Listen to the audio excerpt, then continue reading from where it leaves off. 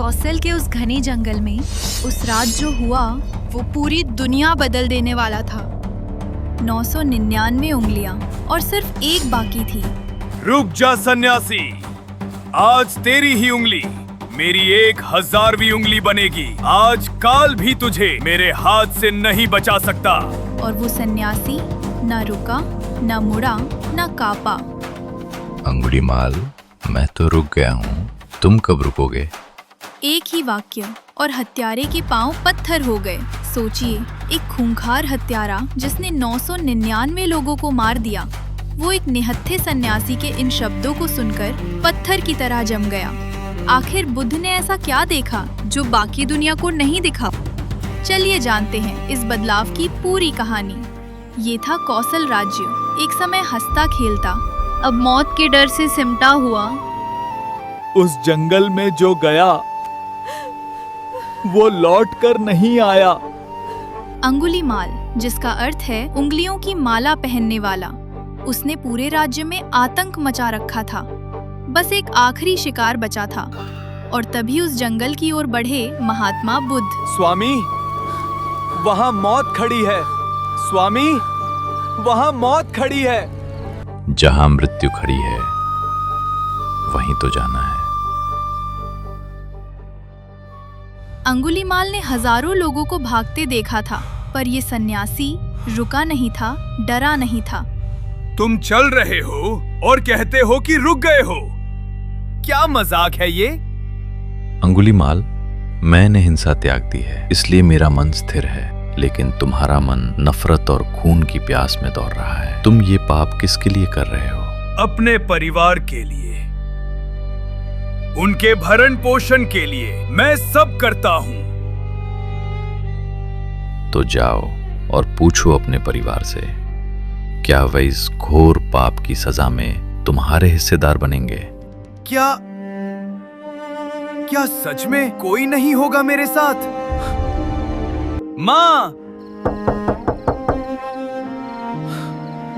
मैं आ गया हूँ। पुत्र, मेरा काम तुझे पालना था, पर तेरे पापों का फल मैं क्यों भोगूं? कर्म तेरे हैं, सजा भी तेरी होगी। स्वामी, पाप में कोई किसी का साथी नहीं होता।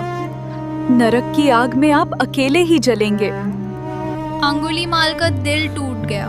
उसे समझ आ गया कि जिस संसार के लिए वो हत्याएं कर रहा था, वहाँ वो बिल्कुल अकेला है। जा पुत्र, अब भी एक रास्ता बचा है तेरे लिए। भागकर कहाँ जाऊंगा? खुद से। बुद्ध वहीं खड़े थे, जैसे उन्हें पता था वो लौटेगा। भगवान, मेरा कोई नहीं है, मुझे अपनी शरण में ले लीजिए। ये मैंने क्या किया? जो रुक गया वो मुक्त हो गया। आज से तुम अहिंसक हो। एक नाम बदला और एक इंसान फिर से जन्म ले गया। पर बुद्ध यहाँ तक पहुँचे कैसे? चलिए उनकी अपनी यात्रा में चलते हैं। लेकिन दोस्तों, क्या आप जानते हैं, दूसरों को रुकने की सलाह देने वाले बुद्ध खुद कैसे रुके थे? एक समय वे भी राजकुमार सिद्धार्थ थे, जिनके पास दुनिया की हर सुख सुविधा थी। ये महल, ये सब कुछ है मेरे पास, फिर ये मन बाहर क्यों भटकता है? लेकिन एक दिन महल से बाहर निकलते ही उन्होंने एक बीमार, एक वृद्ध और एक मृत व्यक्ति को देखा।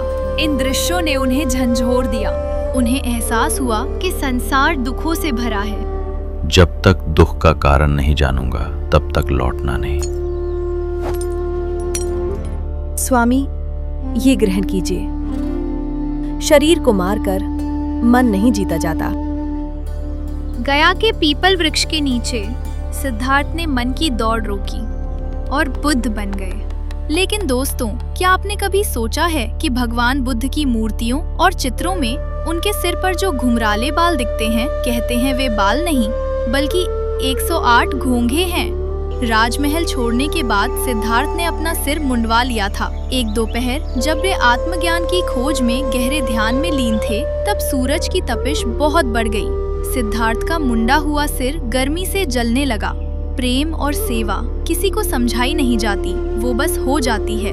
एक नन्हे घोंघे ने जब महात्मा को तपती धूप में देखा तो उसने उनके सिर को शीतलता देने के लिए खुद को वहां अर्पित कर दिया। देखते ही देखते 108 घोंघों ने उनके सिर को पूरी तरह ढक लिया। वो घोंघे आज भी वहाँ हैं, हर मूर्ति में, हर चित्र में। उस छोटी सी सेवा का अमर प्रमाण। एक राजकुमार से सन्यासी और सन्यासी से बुद्ध बनने का ये सफर हमें सिखाता है कि शांति बाहर नहीं, हमारे भीतर है। जब हम अपने मन की दौड़ को रोक देते हैं तभी असली ज्ञान का उदय होता है। रुको, बस रुको और देखो, ज्ञान खुद चल कर आता है। Please like and subscribe this channel.